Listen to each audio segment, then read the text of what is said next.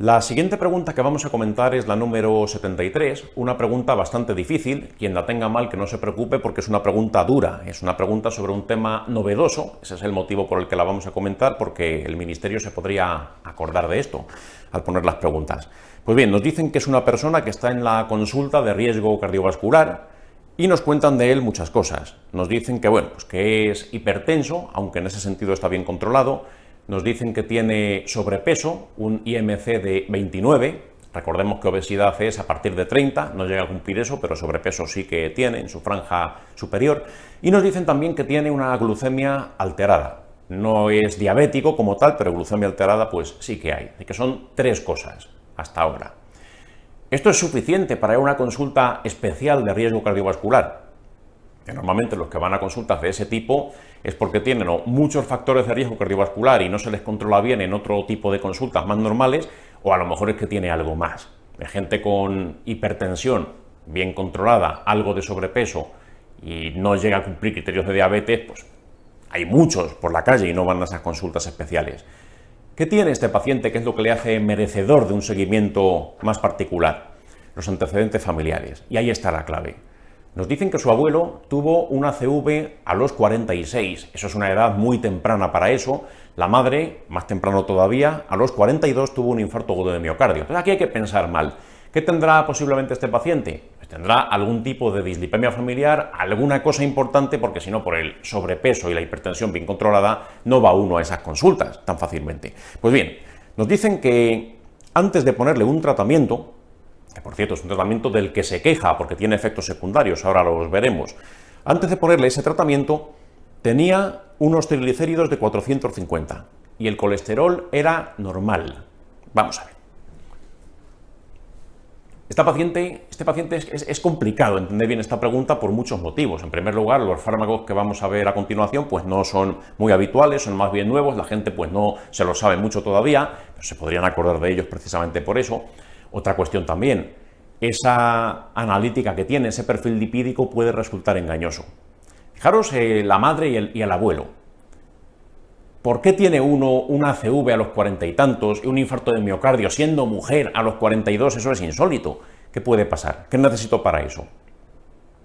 Para que aumente drásticamente mi riesgo cardiovascular, lo que necesito a nivel lipídico es mucho LDL, mucho LDL. Los triglicéridos a este respecto no me preocupan tanto. Que tampoco es que sean buenos a nivel cardiovascular tener los triglicéridos muy elevados, pero los triglicéridos, para aumentar el riesgo cardiovascular, tienen que subir muchísimo más que el colesterol. Los triglicéridos muy altos pues pueden producir otras cosas más fácilmente, pueden dar, por ejemplo, pues pancreatitis, eso sí, unos triglicéridos muy elevados pueden dar eso, pero riesgo cardiovascular no tanto, eso depende mucho más del LDL. Sin embargo, este paciente, ¿qué le pasa? Y esto es lo sorprendente. Triglicéridos 450, que es alto, pero que tampoco es salvaje. Hay gente que tiene triglicéridos de 4 cifras. Y colesterol normal antes de empezar con el tratamiento. Cuidado que esto es engañoso.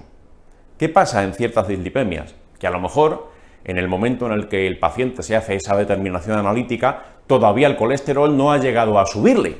Eso pasa a veces, lo digo por las opciones que vamos a ver. La respuesta correcta, cuidado, es la 1.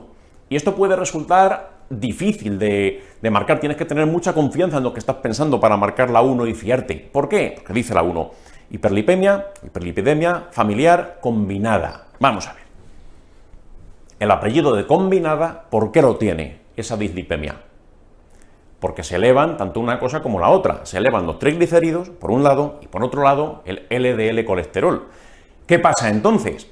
Este paciente, ¿cómo voy a marcar la 1 si solamente tiene aumentados los triglicéridos antes de ser tratado y el colesterol estaba normal? Cuidado.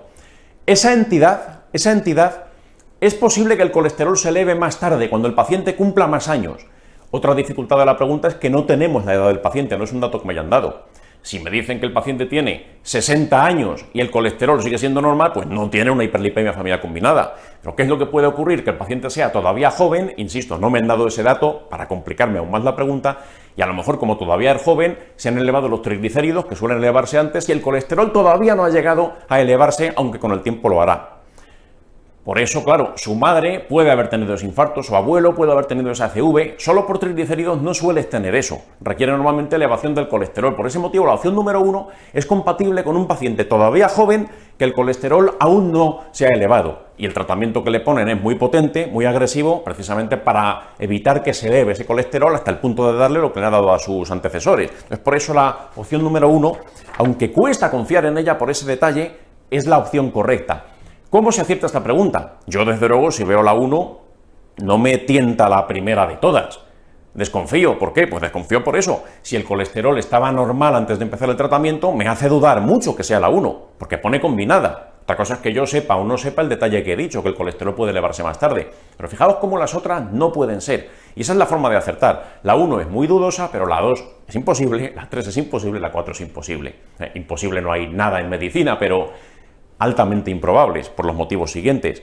La opción 2, hipertrigliceridemia familiar. Eso podría ser compatible con tener triglicéridos altos y el colesterol normal. ¿Por qué no es la 2? Una hipertrigliceridemia familiar por sí sola no justifica esa cardiopatía isquémica de su madre, no justifica esa enfermedad vascular cerebral de su abuelo. Eso es dificilísimo tenerlo solo por los triglicéridos. Eso hace falta colesterol y en grandes cantidades. Por ese motivo la 2 no me encaja con los antecedentes de este paciente. Ese es el motivo por el que la 2 no va a ser. Es muy difícil la pregunta por eso. Tienes muchas más ganas de marcar la 2 que de marcar la 1. Pero hay que valorarlo todo en el contexto. Solo por triglicéridos sería extraordinario tener estos antecedentes familiares. Ese es el motivo de que la 2 no sea. Lo que será seguramente será la 1. El colesterol aún no le ha subido, ya le subirá. Si no, no hubiera tenido esos genes en la familia que le dan estos problemas que hemos visto. Después, la 3. Dice, hiperalfa lipoproteinemia familiar. Voy a poner alirocumab. Cuidado, la 3 no va a ser. ¿Por qué? ¿Qué es la hiperalfa lipoproteinemia? Esto es lo que hace la hiperalfa lipoproteinemia. Esto me daría un aumento del HDL, esto me daría más riesgo de infarto de miocardio o de enfermedad vascular cerebral. Pues no, esto es un factor de protección cardiovascular, como todos sabéis, así que por eso la 3 no la voy a marcar, no la voy a marcar. Después, la opción número 4, pues le pasa lo mismo que a la 2. La 4 dice kilomicronemia familiar y le pongo evolocumab. Vamos a ver, si tuviese la 4, ¿qué es lo que tendría en la analítica? Triglicéridos altos, colesterol no estaría alto, es compatible con su perfil previo al tratamiento, pero le pasa igual que a la 2. Solamente por eso, por tener solo triglicéridos, no me justifica infartos de miocardio, no me justifica accidentes cerebrovasculares, por ese motivo la 4 no la puedo marcar, exactamente igual que la 2. ¿Qué es lo que pasa aquí? Lo que hemos dicho, todavía no se ha expresado del todo su hiperlipemia porque será un paciente joven. ¿Es el tratamiento cuál es? Prevenir en lo posible, bajar todo lo que se pueda ese colesterol LDL, y también van a bajar los triglicéridos por los motivos que ahora vamos a ver, poniéndole uno de estos tratamientos. Cuidado que es la 1 por eso, es difícil, tienes que estar muy seguro de lo que sabes para confiar en la 1. Tratamientos para este problema, vamos a ver. Si yo quiero bajar el LDL, el tratamiento más habitual son las estatinas. Muchos pacientes con eso les basta. O subo la dosis o la cambio por una más potente, muchas veces con eso vale.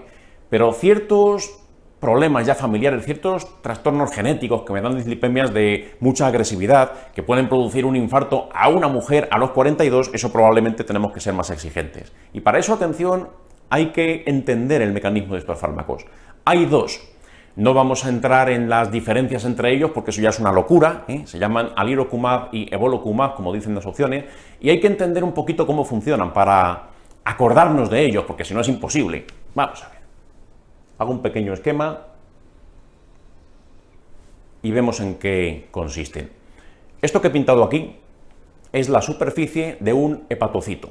Ya sabéis que los hepatocitos en su superficie tienen receptores para LDL. LDL encaja en ellos, entra hacia el hepatocito, después se elimina ese colesterol a través de la vía biliar. Es el funcionamiento normal.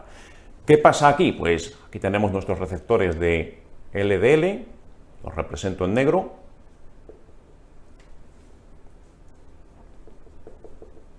Pues bien, atención. Hay una proteína, que no voy a decir todavía cómo se llama para no intimidar, el que se lo sepa, pues enhorabuena, eso después lo completaremos, eso es lo menos importante.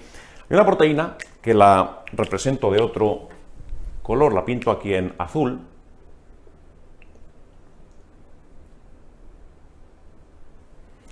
Que de forma natural, esta proteína la tenemos todos, algunos más activa, otros menos activa, que hace lo siguiente. Esta proteína, cuyo nombre no debe ser mencionado aún, viene a los receptores de LDL colesterol, se une a ellos y los inhabilita, los inactiva. De hecho, cuando está muy activa esta proteína, hace que hasta se expresen menos en la superficie del hepatocito. ¿Qué pasa entonces? Esta proteína está implicada en eso, en regular la cantidad de receptores de LDL que yo necesito en la superficie de mis células hepáticas. Sirve para eso. ¿Qué es lo que pasa? Si esta proteína está mutada y en mi familia, por el motivo que sea, está demasiado activa, esto trabaja demasiado, ¿qué va a pasar? Pues voy a tener cada vez menos receptores de LDL, voy a expresarlos menos, van a funcionar menos, y entonces en sangre el LDL se me va a acumular y me va a circular por ahí eternamente haciéndome placas de ateroma, y por eso tengo un infarto a los 40, siendo mujer. Es una cosa muy rara. Entonces, por eso, cuidado, ¿qué puedo hacer yo con esta proteína? En caso de que en mi familia exista una mutación por el cual esta proteína funciona en exceso, ¿qué se podría hacer? ¿Qué mecanismo puedo utilizar para neutralizarla? Pues uno muy moderno, uno que durante los últimos 20 años se han creado muchos fármacos que comparten apellido, terminan todos en AB, anticuerpos monoclonales. Pues bien, pues hay dos fármacos que son el alirocumab y el evolocumab, que hacen lo mismo. Son anticuerpos que se fijan selectivamente a esta proteína, la inactivan, la inhabilitan y no puede ejercer esa función sobre los receptores de LDL. Los receptores de LDL quedarían libres, ya pueden recibir LDL, ya pueden depurar ese colesterol. No está esta proteína que ya no me molesta, pues funciona perfectamente. Entonces el LDL entra a hígado, ese colesterol se elimina por bilis y fin de la historia. Y regulo el metabolismo lipídico de este paciente. Con este defecto pues ya no lo tiene mientras utilice este fármaco, lógicamente. Bien, la proteína que hay que inhibir para obrar este milagro. Cuidado con esto, la proteína da miedo el nombre, de hecho son siglas, PCSK9. Así es como se llama la famosa proteína. Alirocumab y evolocumab son anticuerpos monoclonales frente a PCSK9. ¿Qué es PCSK9? Proproteína convertasa subtilisina quexina 9. Para los amigos, PCSK9. Olvidaros del nombre, eso basta reconocerlo si lo ves escrito, o basta, mejor aún, saber simplemente que el alirocumab y el evolocumab sirven para eso. Inhiben una cierta proteína para que no me entorpezca el funcionamiento de los receptores de LDL y por eso puede regular mi metabolismo lipídico. Esto va a hacer que el LDL, lógicamente, va a bajar mucho. Es un mecanismo muy eficaz. El de las estatinas también funciona, pero es menos eficaz. ¿Qué hacían las estatinas? Eran inhibidores de una enzima, la HMG coenzima A reductasa o hidroximetilglutaril coenzima A reductasa. Eso es lo que hacían, es el paso limitante en la síntesis endógena de colesterol. Y secundariamente aumentan también la expresión de receptores de LDL en la superficie del hepatocito, pero eso es un mecanismo muy lateral en el caso de las estatinas. Este de aquí es el que más influye en ese sentido. Bloqueo esta de aquí, deja en paz a mis receptores y funcionan como nunca y baja muchísimo el LDL. Más efectos, cuidado, no solamente van a ayudarme a que baje el LDL, este fármaco también es capaz de bajar los triglicéridos, pueden hacer eso. ¿Y eso cómo es posible? ¿Por qué mecanismo? No está totalmente claro, pero se piensa que estos receptores de LDL, cuando están en plena forma, cuando están muy activos, porque ya no me molesta esta proteína, también tienen capacidad para recibir VLDL. No es su función principal, evidentemente, reciben LDL, eso es lo más importante que hacen, pero también pueden recoger VLDL del plasma y, por tanto, si yo recojo VLDL, estoy bajando los triglicéridos porque es su composición principal, igual que de los kilomicrones. Esos son triglicéridos, las dos, VLDL y kilomicrones, como sabéis. Otra cosa que también hacen, también se ha visto que estos fármacos pueden reducir en sangre los niveles de lipoproteína A. Eso también se ha visto que es un potencial beneficio. Entonces, estas tres cosas las van a mejorar, nos van a aliviar ese problema.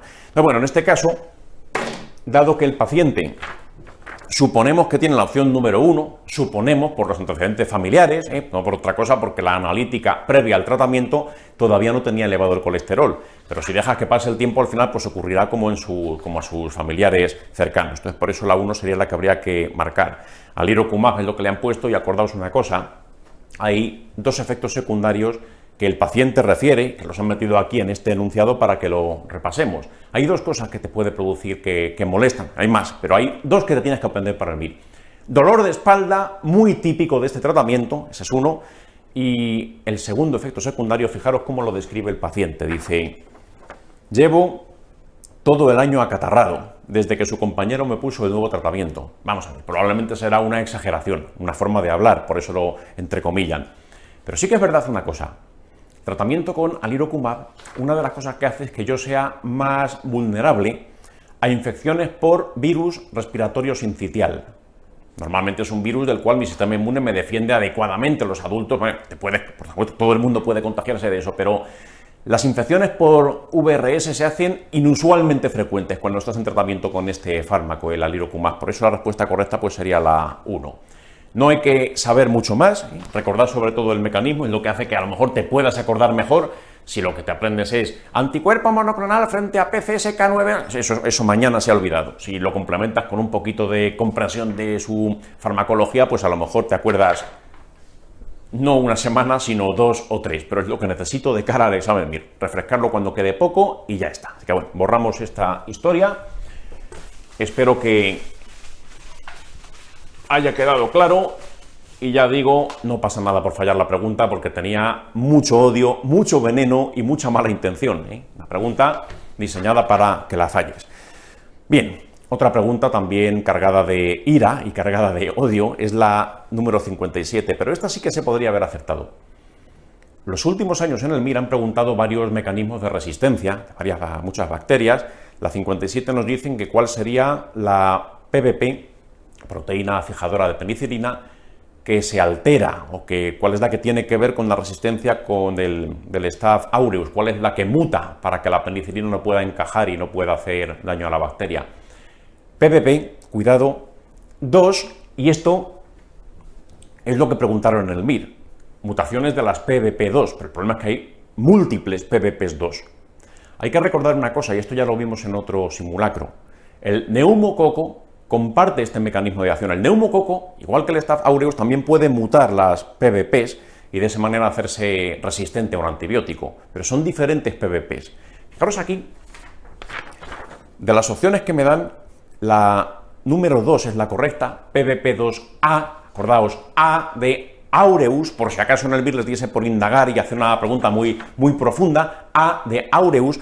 Las otras 3 que vienen aquí, 2B, 2X, la 1A que aparece en la primera respuesta, son las del neumococo.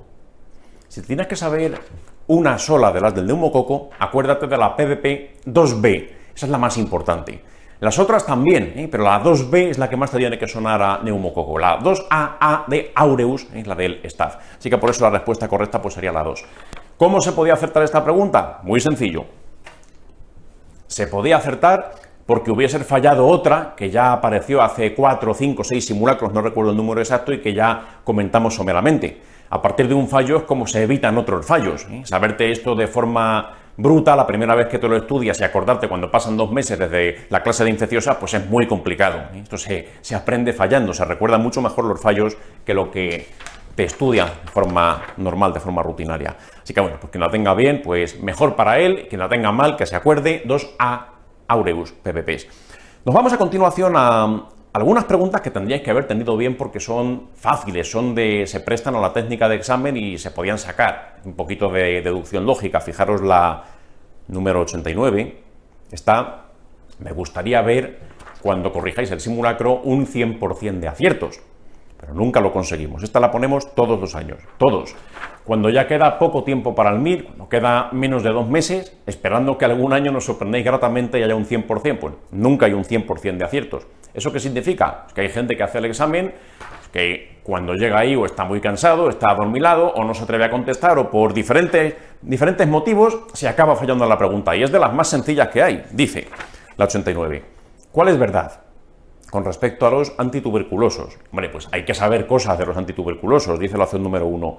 La isoniazida produce hepatotoxicidad, hasta ahí está bien, pero para que una opción sea correcta tiene que ser verdad entera, y lo que dice la segunda parte pues no es correcto, dice por su efecto inductor hepático. Mentira, mentira. Esa es la rifampicina. Ojo, la isoniazida es tóxica para el hígado, es verdad que puede lisar hepatocitos y elevar transaminasas y todo aquello, pero no es inductora hepática, ¿eh? Por eso la rifampicina sí que lo sería, la opción número 1 es incorrecta. Dice la 2, la rifampicina produce hepatotoxicidad de forma directa. Mentira, ¿eh? Es por un mecanismo inductor. Fijaos que la 1 y la 2 lo que han hecho ha sido dar la vuelta. Lo que corresponde a la isoniazida se lo han atribuido a la rifampicina y viceversa, entonces por eso la 2 tampoco es correcta. 3. La piracinamida rara vez produce hiperuricemia, pero cuando aparece suele presentar síntomas. Mentira, al contrario.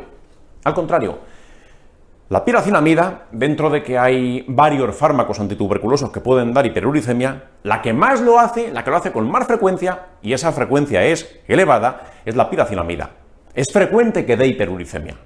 Lo que no es frecuente es que dentro de los muchos casos que da hiperuricemia, produzca síntomas debidos a la hiperuricemia. Es decir, mucha gente les va a elevar el úrico en sangre, muy pocos de esos van a tener una crisis de gota, por ejemplo. Entonces, por eso la opción número 3 está todo al revés. Es frecuente, pero suele ser asintomática. Entonces, por eso la 3 miente.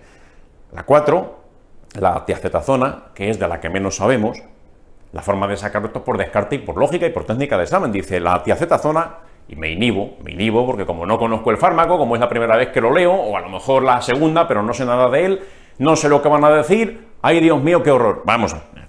La tiacetatona no sabrás nada de ella, y me sumo al club, no pasa nada, estoy orgulloso, lo presido, yo tampoco sé gran cosa de la tiacetatona.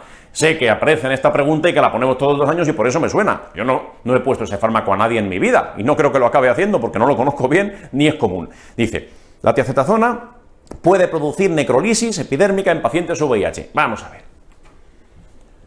¿Qué fármaco no puede hacer eso? Necrolisis epidérmica tóxica. Si te vas a un libro de farmacología y buscas la lista de todo fármaco que pueda hacer eso, sale todo el libro. Todos pueden hacer eso, o muchísimos pueden hacer eso. Y ante la duda, un puede, ya sabes lo que tienes que hacer, creértelo y ya está. Mecanismo correcto para acertar esta pregunta. Saber que no son las otras, marco la 4 y tengo un motivo que es el puede, que suele ser cierto. Ya está, tan simple como eso. Pregunta que se podría acertar hasta en primera vuelta. Primera vuelta, segunda, tercera, cuarta o 24ª vuelta, da igual las veces que te estudias el temario, nunca vas a dominar la tiacetatona, porque no es importante para el MIR. Pero la técnica de examen sí lo es, y lo es desde el principio, desde el primer día de curso. Pero que todo el mundo la tenga bien, pero nunca nos dais ese gusto. Quien lo tenga mal, pues mala suerte, espero que el día del MIR no vuelva a ocurrir eso. Podéis flagelaros de mi parte para paliar ese fallo si lo habéis cometido. Yo ya lo hice en su día, ya tengo la espalda demasiado roja para hacerlo por vosotros en esta ocasión. Lo siento. Bien, pues bromas aparte, dejamos la pregunta 89 y nos vamos, atención, a la 93. Esta no es de técnica de examen, esta no. Esta es de sabiduría teórica, o lo sabes o no. Dice la 93. ¿Cuál de estos medicamentos puede dar ototoxicidad coclear transitoria? Atención a esto. Todos los que mencionan aquí son ototóxicos, son potencialmente ototóxicos. El problema es que hay 3 de ellos cuya toxicidad es definitiva y hay uno que efectivamente puede ser transitoria, y esa es la dificultad de esta pregunta. No pasa nada si la habéis fallado, basta que recuerdes que son ototóxicos. Fijaros además que la mayoría de los fármacos que son ototóxicos van a ser también nefrotóxicos. Fijaros el paralelismo, por ejemplo, la opción número 1, el cisplatino, eso es verdad que es tóxico a nivel coclear, pero es supertóxico a nivel renal, acordaos de ese detalle. Otra opción que sale aquí, la opción 2, los aminoglucósidos, no solamente la tobramicina, son nefrotóxicos y son a la vez ototóxicos, ambas cosas.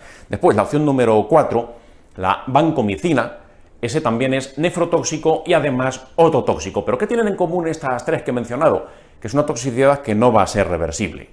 Sin embargo, la opción número 3, la claritromicina, esto es un macrólido, puede ser ototóxico, pero puede revertir ese efecto, y eso es el pequeño detalle que tienes que saber para acertar esta pregunta.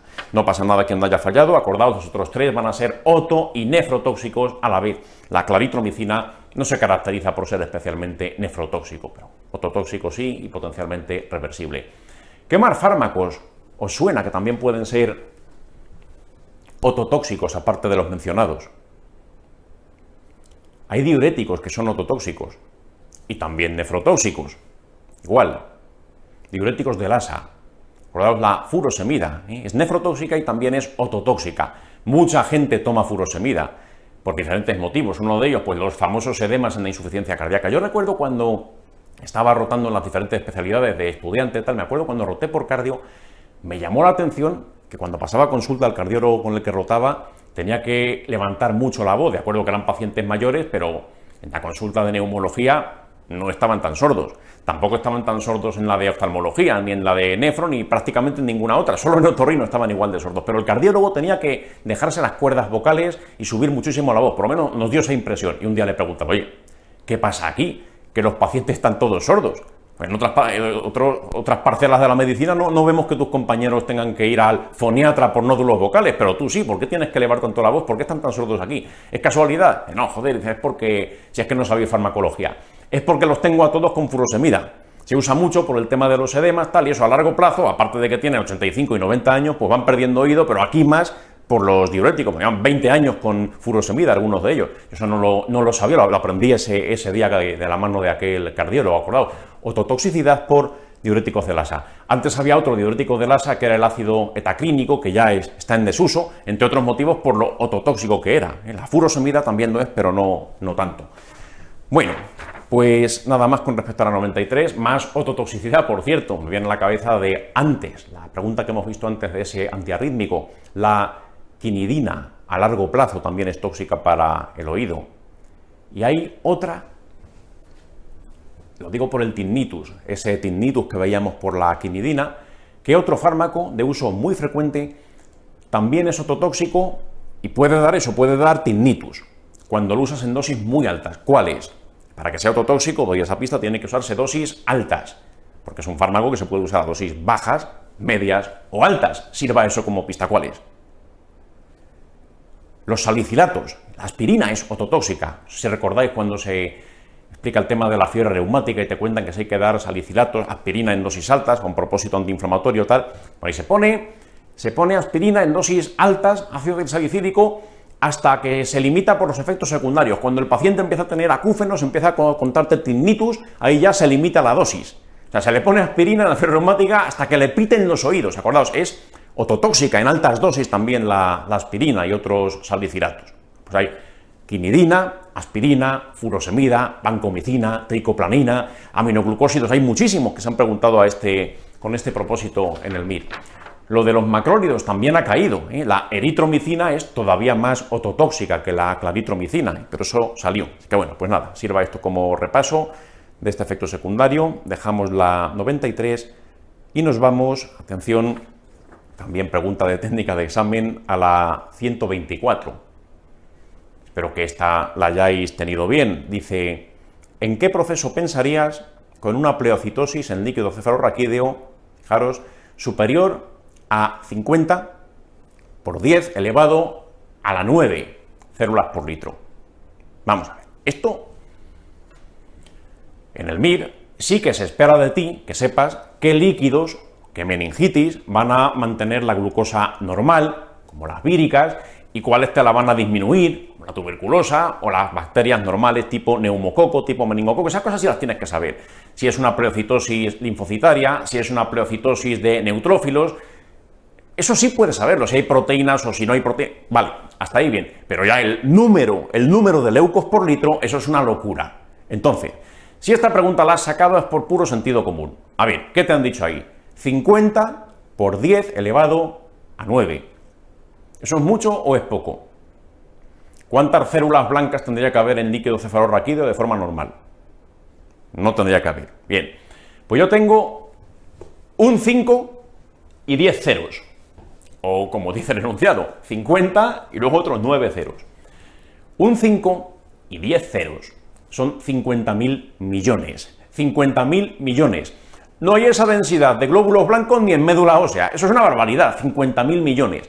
Eso, hay tal celularidad que eso no creo que sea ni líquido, serán natillas ese líquido cefalorraquídeo. Entonces, ¿Qué se te ocurre que pueda haber que te dé 50.000 millones de células juntas? Es una exageración, una barbaridad. De las opciones que te muestren, pon aquella que haya más leucocitos, por el motivo que sea, que a lo mejor no lo voy a saber a priori, pero cuando lo leo, hombre, que ya sé pensar. Dice la 1, meningitis tuberculosa. Pues algunas cosas pues puedes saber de ella, no el número exacto, tampoco la opción 2, meningitis linfocitaria, pero hombre, cuando veo ya la 3, ahí sí que me lo explica todo.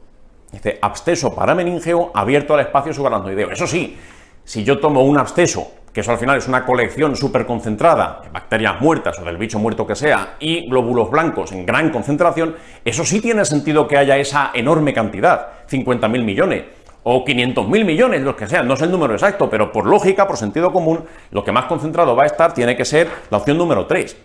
Que luego falló la pregunta y es la tuberculosis, mala suerte. No es la tuberculosis te dará unos cuantos tristes leucocitos, serán linfocitos, por cierto, pero 50.000 millones eso es mucho, tienes que buscar lo que más pueda haber células blancas. Respuesta correcta, pues la 3 por sentido común, ya está, no te tienes que complicar más la vida. Después, otra que pasa un poco lo mismo. Pregunta 141. La 141 parece complicada.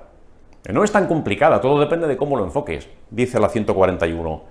3 años, cuadro catarral, fiebre de 39 grados y un exantema maculoso que afecta palmas y plantas y además tiene conjuntivitis, por lo menos ojos rojos, con lagrimeo intenso. A ver, ¿qué es esto? ¿Esto a qué suena? Porque el cuadro sí tienes que saber cuál es. Palmas y plantas en un niño, exantema, conjuntivitis, ¿eso qué es? Un sarampión, eso sí tienes que saber, es un sarampión. Aquí la pregunta la puedes enfocar de dos maneras. Puedes decir, ¿qué pregunta más difícil sobre las posibles complicaciones del sarampión? No me lo sé.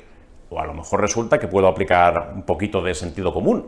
Y esto en el MIR, pues lo vas a tener que hacer, porque en el MIR es imposible que te sepas toda la teoría que está en el manual. Y de hecho, aunque te la sepas, que no es el caso de nadie se sabe el manual entero, te van a preguntar cosas que no están en el libro. Siempre pasa. No serán muchas preguntas. La mayor parte de las preguntas difíciles, la información sí está en el manual. Lo que pasa es que a lo mejor pues, hay que hacer un razonamiento muy importante para poder sacarla. Pero sí va a haber preguntas que no salen en ningún libro. De hecho, incluso ni en los grandes tratados de medicina interna tipo Farrer-Harrison o similares. No, ni eso. Lo sacan a saber de dónde. No importa. Aquí yo veo las opciones. ¿Qué complicación no se vincula al sarampión? La 1, orquitis. No me suena que el sarampión de orquitis. 2, laringitis estenosante. No me suena que el sarampión de laringitis estenosante. De momento estoy igual. La número 3, neumonía de células gigantes. Hombre, esto sí me suena, esto quien se lo haya estudiado un poquito más, pues sí puede saberlo. Esto sí viene en el libro, neumonía de células gigantes o de Hedge. Bueno, eso requiere un estudio importante del sarampión, no es saberte 4 cosas. Y la última, la 4, sí es más conocida, parencefalitis esclerosante subaguda. Eso sí ocurre o puede ocurrir una vez ya ha pasado el sarampión, más a largo plazo. Da unos complejos en el electroencefalograma muy típicos, los complejos de Rademacher, tal, pero supongamos que no sé nada de eso. No me sé, la 3 ni me suena o no estoy muy seguro, y la 4 pues tampoco, porque ni me gusta ese capítulo y no me lo he mirado nunca y tengo ese punto débil en la asignatura. A ver, 1, 2, 3 o 4, ¿qué hago aquí? ¿Qué hacen siempre? Por eso hay que saber el desglose. ¿Qué hacen siempre la gente que pone preguntas de exantemáticas infantiles? Siempre hacen lo mismo, siempre. Si te sabes el desglose te has dado cuenta de que intentan confundirte entre ellas. Y por eso siempre intentan liarte sarampión frente a rubeola, porque tienen cosas comunes pero también cosas opuestas, que si quinta enfermedad frente a sexta enfermedad, en fin, que cometas un error en ese sentido, que le atribuyas a una de ellas una complicación que sea de otra, algo así. Entonces, ¿qué tienes que saber aquí? Pues realmente no mucho. De esas 4 cosas que vienen aquí, la 1, orquitis, ¿a qué te suena? ¿Qué enfermedad viral de la infancia puede producir orquitis? ¿Cuál vinculas a eso? La parotiditis, ¿no? El virus de la parotiditis. Entonces, posiblemente aquí lo que tengas que hacer, si te sale esta pregunta y estás desvalido y no sabes qué hacer con ella, opción 1, me están evocando otra enfermedad. Posiblemente el autor de la pregunta quiere que me equivoque con la parotiditis. Es por ese motivo que me ha puesto orquitis, a ver si sé que eso no es del sarampión y sí de la parotiditis. ¿Que da laringitis estenosante? No lo sé, ya lo miraré en el libro después, o a lo mejor ni eso. Si tengo bien la pregunta ya ni me importa. Así que marco la 1 porque me parece que me quieren liar con otra enfermedad parecida, o con otra enfermedad del mismo capítulo, o por lo menos del mismo libro, que es la pediatría. Así, intenta liarte unas con otras. El MIR es un examen muy de diagnóstico diferencial. ¿Cuántas veces habrás visto preguntas en digestivo que te dicen ¿cuál de estas cosas no ocurre en la colitis ulcerosa? Ponen 3 cosas que sí y una cuarta que es del Crohn. No te ponen una cosa que simplemente no ocurre en la colitis ulcerosa, no, te ponen una cosa de la enfermedad de al lado. Pues aquí han hecho igual. Lo mismo, fijaros que en la pregunta número 143, nos dice la 143, un niño que viene a urgencias, que lo manda el pediatra de zona, que si sospecha enfermedad exantemática, tiene regular estado general y fiebre y sospecha de amigdalitis, no te dicen que sea una amigdalitis como tal, sospecha de amigdalitis, pues tendrá cierta odinofagia o molestias en mucosa oral, lo que sea. Bueno, y destaca, atención, y esta es la clave de la pregunta, un exantema con afectación palmoplantar. A ver, ¿cuál de las siguientes es menos probable? Mira, ¿tienes que saberte todo el diagnóstico diferencial de los exantemas con afectación palmoplantar? Pues por supuesto que no. ¿Qué te suena para el MIR que sí toque palmas y plantas? ¿Te suena la sífilis? Perfecto. ¿Te suenan las riquecias? Perfecto. Esas son las dos que más te tienen que sonar. En pediatría, el sarampión es la que más te tiene que sonar. Y hay más cosas, por supuesto que hay más cosas, pero para el MIR que sean importantes no hay muchas más. Profundizar un poquito más, pues hay veces que la enfermedad, injerto contra huésped, aguda, enemato, tal, me han dicho, vale, muy bien. Pero aquí lo importante no es saber de todo eso. Aquí lo importante, lo normal es que esto no te lo sepas. Aquí, la que seguro que sí puede ser es la 1. El sarampión seguro que sí puede tocar palmas y plantas. Eso lo sabes fijo. Eso es una cosa que el día del MIR casi todo el mundo lo sabe. El problema es las otras. ¿Cuál es el menos probable? No es cuál es el más probable. Esa es la dificultad de esta pregunta. Y dice la 2, rubeola. No lo sé. Pero hay una cosa que sí que sé. ¿Qué intentan hacer siempre? Más los pediatras.